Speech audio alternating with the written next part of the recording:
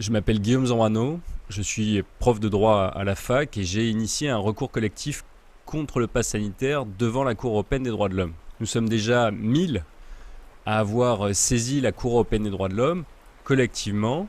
C'est excellent, mais ce n'est pas encore assez et j'espère que vous nous rejoindrez dans le futur. C'est absolument gratuit et c'est très simple, il suffit de télécharger la requête sur le site nopass.fr, tout est expliqué. Une question revient souvent, est-ce qu'il est encore temps de se joindre au recours collectif? Est-ce qu'on peut encore faire quelque chose contre cette loi? Oui. Tant que le pass sanitaire n'a pas été supprimé, je vous invite à vous joindre au recours collectif, je vous invite à télécharger la requête et à l'envoyer à Strasbourg. Il faut continuer à saisir la Cour européenne inlassablement tant que ce pass sanitaire n'a pas été retiré. Pourquoi faire? Tout simplement pour forcer la porte d'entrée de la Cour européenne des droits de l'homme. La stratégie du recours collectif ne repose pas du tout sur une croyance naïve en la bonté des institutions supranationales européennes. Ce que nous attendons de ce recours collectif, ce n'est pas une décision favorable de la Cour européenne des droits de l'homme. Si nous sommes des dizaines de milliers, le simple temps administratif de traitement de chaque courrier, ne serait-ce que le fait de devoir ouvrir les courriers, de devoir les lire très rapidement et de devoir y apporter une réponse, ce simple temps administratif de traitement de votre requête rend rapidement la situation intenable pour la Cour européenne des droits de l'homme qui ne peut pas faire face avec ses ressources à un tel afflux de recours. Voilà la stratégie en 2 mots.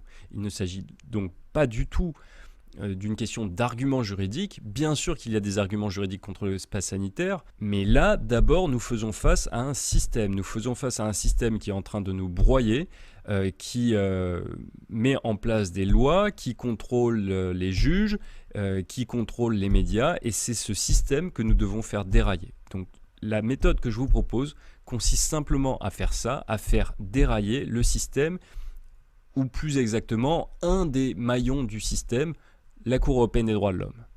On peut faire reculer le gouvernement français.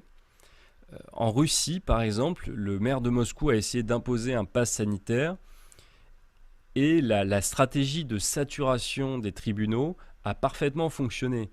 2 millions de Russes ont envoyé des recours tous azimuts à différentes juridictions, y compris aux services secrets. Ces plaintes ont été enregistrées et au bout de quelques jours, le maire de Moscou a été contraint de capituler et de retirer son projet de pass sanitaire. Peu importe l'issue du procès, peu importe que la Cour européenne des droits de l'homme admette la recevabilité du recours, peu importe que la Cour européenne des droits de l'homme finisse par concéder un constat de violation s'agissant de la loi sur le pass sanitaire, peu importe. Nous aurons déjà gagné par le simple fait d'être nombreux à avoir exercé ce recours. Le fait de paralyser le fonctionnement de la Cour européenne des droits de l'homme va envoyer un message fort et clair, non seulement au gouvernement français, mais à tous les gouvernements européens, sur la détermination des peuples à se défendre contre des mesures autoritaires. N'attendez pas le salut d'un homme providentiel, n'attendez pas que quelqu'un agisse à votre place. Vous avez le pouvoir d'être un petit grain de sable dans l'énorme machine qui tente de nous broyer.